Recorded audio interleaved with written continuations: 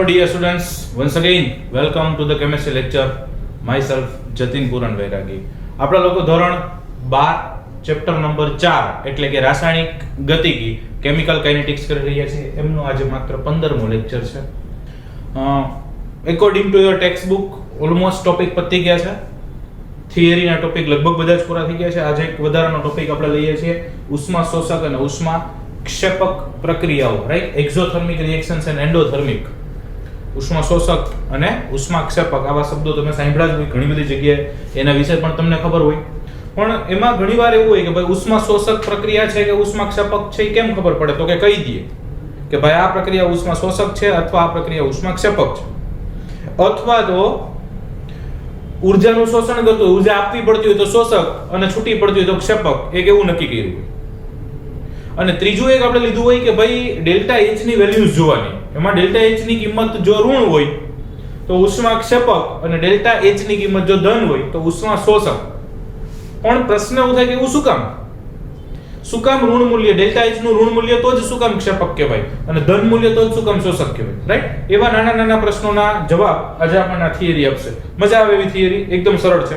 Okay, તો સૌથી પહેલા ઉષ્મા શોષક અને ઉષ્મા ક્ષેપક પ્રક્રિયા એટલે બહુ સરળ ભાષામાં તમે જે સમજ્યા છો કે ભાઈ જે પ્રક્રિયાને ઉષ્મા આપવી પડે પ્રક્રિયા દરમિયાન ઊર્જાનું શોષણ થાય એ ઉષ્મા શોષક, અને જે પ્રક્રિયા દરમિયાન ઊર્જા છૂટી પડે મુક્ત થાય તો એ ઉષ્મા ક્ષેપક. હવે જ્યારે પ્રક્રિયા થાય એ વાત કરી, એટલે પ્રક્રિયકના અણુઓ જ્યારે એકબીજાની નજીક આવે, પ્રક્રિયકના અણુઓ જ્યારે એકબીજાની નજીક આવે, જો પ્રક્રિયા થાય, આગળ આપણે આગલા લેક્ચરમાં સંઘાતનો સિદ્ધાંત ભણ્યા, અથડામણનો સિદ્ધાંત ભણ્યા, એને અહીંયા ક્યાંક આપણે કોરિલેટ કરીએ, એની સાથે થોડું લિંક આપીએ કે ભાઈ એક્ચ્યુઅલી પ્રક્રિયા થાય પ્રક્રિયકના અણુઓ વચ્ચે સંઘાત થવો જરૂરી છે, એવું કાલ આપણે સમજી ગયા. તો પ્રક્રિયકના અણુઓ જ્યારે અથડામણ અનુભવવા માટે નજીક આવે, પ્રક્રિયકના અણુઓ સંઘાત માટે અથવા અથડામણ માટે એકબીજાની નજીક આવે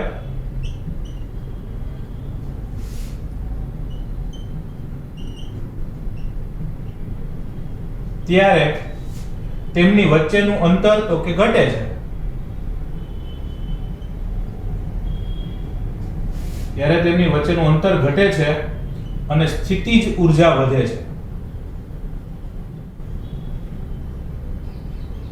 જ્યારે એકબીજાની નજીક આવવાનું ચાલુ થાય, માની લો પ્રક્રિયકના બે અણુઓ લીધા છે, એટલે જેમ પ્રક્રિયા આગળ વધશે પ્રક્રિયકના અણુઓ એકબીજા સાથે અથડામણ અનુભવવી જરૂરી છે, તો નજીક આવશે. જેમ જેમ નજીક આવતા જાય એટલે એમ એકબીજા સાથેનું અંતર તો કે ઘટતું જાય, ચોખ્ખી વાત છે.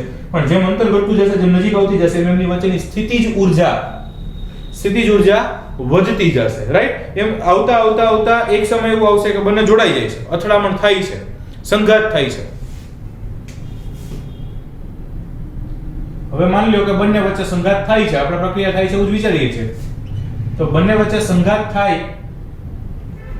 ત્યારે એક સક્રિયકૃત સંકીર્ણ બને છે.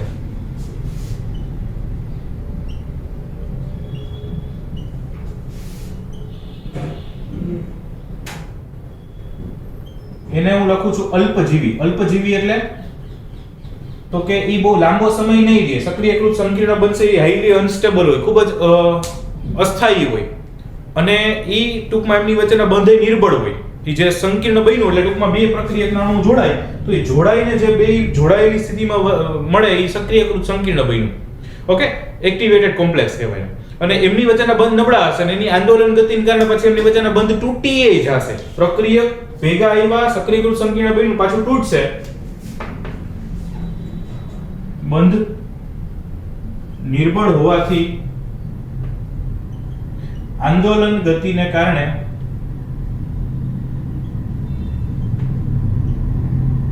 તૂટી ફરીથી પ્રક્રિયક અથવા નિપજમાં ફેરવાય. ફરીથી શબ્દ કાઢી નાખો. ચલો, એટલે શું? દાખલા તરીકે હું તમને એમ કહું કે A ને B ને જોડાવવું છે, તો સપોઝ 2A 2B ભેગા થઈને 2AB બનતું હોય દાખલા તરીકે, તો પહેલા શું થાય તો કે 2A ને 2B ભેગા થાય એટલે A હતા, પછી B અને B આવ્યા, હવે ઈ બધાય જોડાઈ ગયા. પેલા આવું હતું.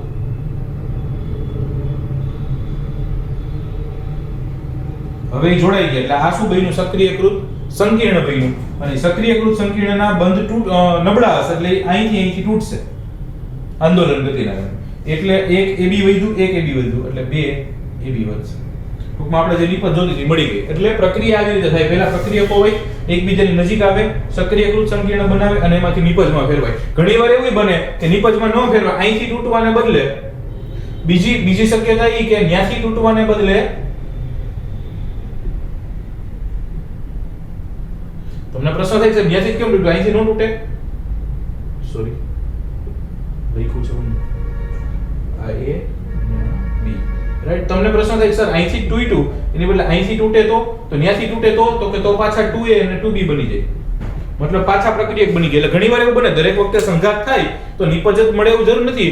ભેગા થયા, નો મેળાવ્યો, વળી પાછા પ્રક્રિયકમાં રૂપાંતરિત થઈ જાય. એટલે આવું બને ને આવું બને. પણ આપણે તો પોઝિટિવ થિંકિંગ વાળા માણસો છીએ તો પાછા પ્રક્રિયક બને ને આપણને આમાંય પ્રક્રિયક બને પાછા, એમાં આપણને કોઈ ફાયદો નથી, રાઈટ? દેખાય છે? આઈ થિંક દેખેબલ છે. Yes, very good. તો પાછા પ્રક્રિયક મળે એમાં આપણને કોઈ ફાયદો નથી. એટલે માની લો કે એમાંથી નિપજ જ મળે છે એવું આપણે વિચારેલું છે. ઓકે, તો અહીંયા આગળ મેં એ લખ્યું છે કે જ્યારે પ્રક્રિયકના અણુઓ સંઘાત માટે નજીક આવશે ત્યારે એમની વચ્ચેનું અંતર ઘટતું જાય છે અને સ્થિતિજ ઊર્જા વધતી જાય છે. બંને વચ્ચે સંઘાત થાય ત્યારે એક સક્રિયકૃત સંકીર્ણ બને. પણ એ કેવું હોય? અલ્પજીવી હોય. ઓકે, આને દૂર કરી દઉં છું. ઓકે, એ કેવું હોય? અલ્પજીવી હોય. એટલે કે એના બંધ નિર્બળ છે એટલે ફટાફટ પાછું તૂટી અને પ્રક્રિયક અથવા નિપજમાં ફેરવાઈ જાય. બે શક્યતાઓ હોય એટલે મેં લખી છે. પણ આપણે તો જો પ્રક્રિયા કરાવવી હોય તો નિપજમાં જ ફેરવાવું પડે. પાછો પ્રક્રિયક બને તો એનાથી આપણને કોઈ ફાયદો નથી, રાઈટ? તો આવું કંઈક છે. હવે બીજું કે સક્રિયકૃત સંકીર્ણ બને એટલે પ્રક્રિયકના અણુ જોડાતા હતા એમ અંતર ઘટતું હતું અને એમની સ્થિતિજ ઊર્જા વધતી હતી. અને આ જે સક્રિયકૃત સંકીર્ણ બન્યો ને એ મહત્તમ સ્થિતિજ ઊર્જા ધરાવશે.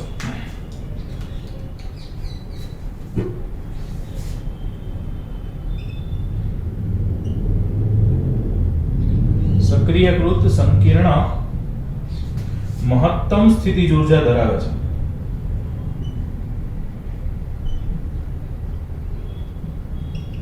કારણ કે આપણે કીધું કે નજીક આવે સ્થિતિ ઊર્જા વધતી જાય છે, નજીક આવી જોડાઈ ગયા એટલે મેક્સિમમ સ્થિતિ ઊર્જા થઈ ગઈ. એ મેક્સિમમ સ્થિતિ ઊર્જા વાળું એટલે એને આપણે શું કહીએ? સક્રિયકૃત સંકીર્ણ, રાઈટ? એટલે આ તમારો એક MCQ પણ થઈ ગયું. ઓકે, હવે તો કે એ પાછા નિપજ બનશે છે. નિપજ બને ત્યારે પાછા છૂટા પડે છે, દૂર જાય છે. નિપજ બને છે ત્યારે પાછા દૂર જાય છે. દૂર જાય પાછી સ્થિતિજ ઊર્જા ઘટતી જાય છે.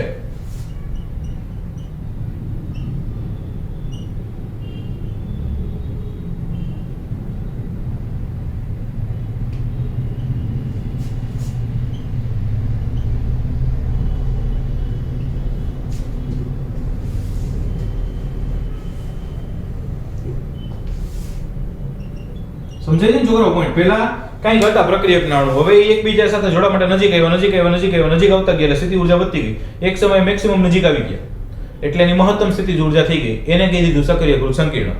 પછી એમાંથી નિપજમાં ફેરવાય વળી પાછા દૂર જતા જશે. મતલબ નિપજના અણુઓ એકબીજાથી દૂર જતા જશે અને જેમ દૂર જતા જેમ પાછી સ્થિતિ ઊર્જા ઘટી જાય. પહેલા ન્યૂનતમથી મહત્તમ આવ્યા, વળી પાછી ન્યૂનતમ તરફ જાય. ઓકે, અને એટલે પ્રક્રિયકની કઈક સ્થિતિ ઊર્જા હતી, પછી નિપજની કઈક સ્થિતિ ઊર્જા છે, વધારે હોઈ શકે, ઓછી હોઈ શકે, પણ મહત્તમ હોય સક્રિયકૃત સંકીર્ણની હોય. ઓકે, હવે માની લો કે આપણે એક આ પ્રક્રિયા ચાલુ કરી છે. અહીંયા હું દાખલા તરીકે એવું વિચારી લઉં કે 2A અને 2B લીધા છે આપણે. મેં કીધું એમ જ લઈ લઈએ આપણે એટલે વાંધો ન આવે. 2A + 2B આ છે પ્રક્રિયક છે. આપણે અહીંયા આલેખ દોર્યો છે, રાઈટ? 2A અને 2B લીધા છે. આ જે છે સ્ટેજ એ નિપજ છે. ઓકે, એમાંથી આપણે શું નિપજ જોઈએ છે? તો કે 2AB નિપજ જોઈએ છે. તો 2A અને 2B ભેગા થતા જાય ક્યાં સુધી? તો કે એમાંથી 2A એટલે કે આવું એક સક્રિયકૃત સંકીર્ણ હોય અને 2B એટલે આવું સક્રિયકૃત સંકીર્ણ હોય. ઈ બંને જોડાઈ જાય એટલે આ જે સ્ટેજ બન્યું ઈ શું છે તો કે સક્રિયકૃત સંકીર્ણ છે, અને સક્રિયકૃત સંકીર્ણ હોય ને ભાઈ એમની જ સ્થિતિ ઊર્જા મહત્તમ હોય. અને અહીંયા તમે જોઈ શકો છો કે આપણે x અક્ષ ઉપર પ્રક્રિયા અક્ષ લીધી છે અને y અક્ષ ઉપર સ્થિતિજ ઊર્જા લીધી. તો મહત્તમ સ્થિતિજ ઊર્જા કોની છે તો કે આની છે. તો ઈ શું થયું તમારું સક્રિયકૃત સંકીર્ણ થયું. અને પછી પાછી એટલે પ્રક્રિયક છે, સ્થિતિ ઊર્જા વધતી ગઈ, મહત્તમ સ્થિતિજ ઊર્જા સક્રિયકૃત સંકીર્ણની આવી અને પાછી નિપજ બને ત્યારે એમની સ્થિતિ ઊર્જા ઘટતી જાય છે. સેમ વસ્તુ અહીંયા જોવા મળશે. માની લો કે અહીંયા હું એમ કહું કે x2 y2 એમાંથી 2xy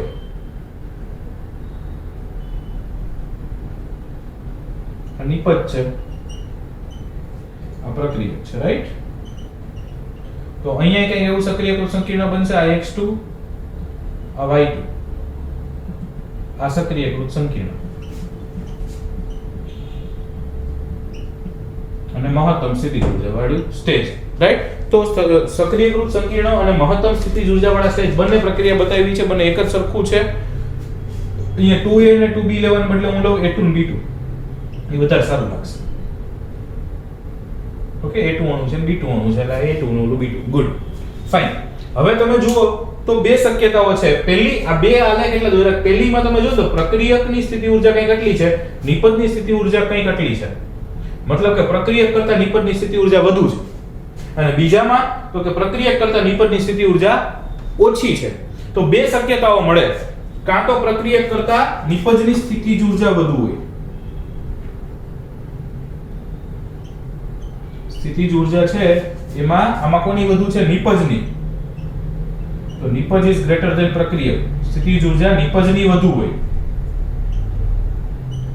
અને નિપજની સ્થિતિ ઊર્જા વધુ હોય તો પ્રક્રિયક કરતા નિપજની સ્થિતિ ઊર્જા વધારે જોઈ છે, તો કંઈક ઊર્જા આપવી પડશે.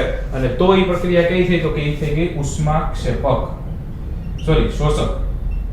એ પ્રક્રિયા કેવી થઈ ગઈ, ઉષ્મા શોષક પ્રક્રિયા થઈ ગઈ. અને એ જ સ્થિતિ ઊર્જામાં જો પ્રક્રિયકની સ્થિતિ ઊર્જા વધુ હોય કોના કરતા તો કે નિપજની સ્થિતિ ઊર્જા કરતા, તો એ પ્રક્રિયા થઈ ગઈ ઉષ્માક્ષેપક.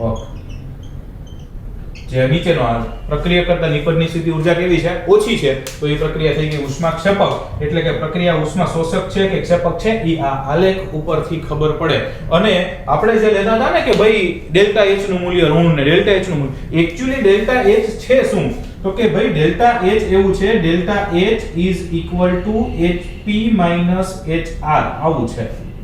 Delta h is equal to hp minus hr છે. એટલે કે p એટલે પ્રોડક્ટ, એટલે આ નિપજ, આ પ્રક્રિયક, એટલે કે નિપજ માઈનસ પ્રક્રિયક છે. અચ્છા, નિપજની વધુ હોય અને પ્રક્રિયકની ઓછી હોય તો નિપજની વધુ અને પ્રક્રિયકની ઓછી, નિપજની વધુ અને પ્રક્રિયકની ઓછી તો ડેલ્ટા h નું મૂલ્ય ધન. એટલે ઉષ્મા શોષક હોય તો ડેલ્ટા h નું મૂલ્ય કેવું મળશે તો કે ધન મળશે, કારણ કે નિપજની વધુ હોય. ઉષ્મા શોષક હોય તો નિપજની વધુ હોય, તો નિપજની વધુ હોય તો ધન મૂલ્ય મળશે. અને જો ઉષ્માક્ષેપક હોય તો ભાઈ અહીંયા આપણે ઉપર લખ્યું જ છે કે ભાઈ ઉષ્માક્ષેપક હોય તો શું થશે તો કે તો પ્રક્રિયકની વધુ છે, એટલે આના કરતા આની વધુ છે તો એનું મૂલ્ય કેવું મળશે, ચોખ્ખી વાત છે, તો ડેલ્ટા h નું મૂલ્ય ઋણ મળશે. અને એટલે જ આપણે કહેતા હતા ડેલ્ટા h નું મૂલ્ય ધન હોય તો પ્રક્રિયા ઉષ્મા શોષક હોય અને ડેલ્ટા h નું મૂલ્ય ઋણ હોય તો પ્રક્રિયા ઉષ્માક્ષેપક હોય. એ કેમ ખબર પડે તો કે આના ઉપરથી ખબર પડશે કે ઉષ્મા શોષક છે કે ક્ષેપક છે, એટલે કે ડેલ્ટા h નું મૂલ્ય ધન મળશે કે ઋણ મળશે. આટલું ક્લિયર છે મિત્રો?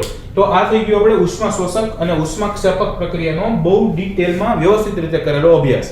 હવે અહીંયા આગળ તમે જોવા જાવ તો પ્રક્રિયકની સ્થિતિ ઊર્જા અને મહત્તમ સ્થિતિ ઊર્જા અથવા સક્રિયકૃત સંકીર્ણની સ્થિતિ ઊર્જા, આ પ્રક્રિયકની સ્થિતિ ઊર્જા છે, આ સક્રિયકૃત સંકીર્ણની સ્થિતિ ઊર્જા છે. અને એમની સ્થિતિ ઊર્જાના તફાવતને, એમની સ્થિતિ ઊર્જાના તફાવતને શું કહેવાય તો કે એની તફાવતને કહેવાય EA, એટલે કે સક્રિયકરણ ઊર્જા, એક્ટિવેશન એનર્જી, રાઈટ? અને પ્રતિગામી પ્રક્રિયા માટે વિચારો તો એમાં પ્રતિગામી એટલે ઊંધી પ્રક્રિયા, તો એના માટે પ્રક્રિયા કા થયું, નિપજ થયું, તો એનો ને મહત્તમનો તફાવત તો એને કહેવાય, એને સક્રિયકરણ ઊર્જા પ્રતિગામી પ્રક્રિયા માટે તો એને સપોઝ આપણે EA ડેશ થી દર્શાવીએ. ફાઇન. એવી જ રીતે પ્રક્રિયક અને મહત્તમનો તફાવત એને આપણે EA કહી દઈએ અને નિપજ અને મહત્તમનો તફાવત એને આપણે EA ડેશ કહી દઈએ. તો એનો મતલબ આ પહેલો આલેખ છે એ કોના માટે છે ભાઈ? નિપજની વધુ છે એટલે ઉષ્મા શોષકનો આલેખ છે પહેલો છે ઈ. અને બીજો આલેખ છે ને ઈ ઉષ્મા ક્ષેપક પ્રક્રિયાઓનો આલેખ છે. પહેલો આલેખ છે એ ઉષ્મા શોષકનો છે, બીજો છે ઉષ્મા ક્ષેપકનો છે. તો શોષક માટે પુરોગામી અને પ્રતિગામી માટે સક્રિયકરણ ઊર્જા શું જોવા મળશે? તો કે એના માટે સક્રિયકરણ ઊર્જા જોવા મળશે EA is greater than EA dash. EA છે ઈ EA dash કરતા વધુ છે, જ્યારે ઉષ્મા ક્ષેપક માટે શું જોવા મળશે? તો કે EA is less than EA dash. છેલ્લું દેખાય છે? સ્ક્રીનમાં કવર થાય છે. ગુડ. ચલો, તો આ થઈ ગયું ઉષ્મા શોષક પ્રક્રિયા માટે સક્રિયકરણ ઊર્જાની વાત કરી. સક્રિયકરણ ઊર્જા કોને કહેવાય? તો કે પ્રક્રિયકની સ્થિતિ ઊર્જા અને સક્રિયકૃત સંકીર્ણની સ્થિતિ ઊર્જા એમની વચ્ચેના તફાવતને સક્રિયકરણ ઊર્જા કહેવાય. એમાં EA એટલે પુરોગામીની સક્રિયકરણ ઊર્જા કીધી અને EA dash એટલે પ્રતિગામીની સક્રિયકરણ ઊર્જા કીધી. ડન? ફાઇન. તો આ થિયરી માટે આટલું, બાકીનું નેક્સ્ટ ટાઈમ. Thank you.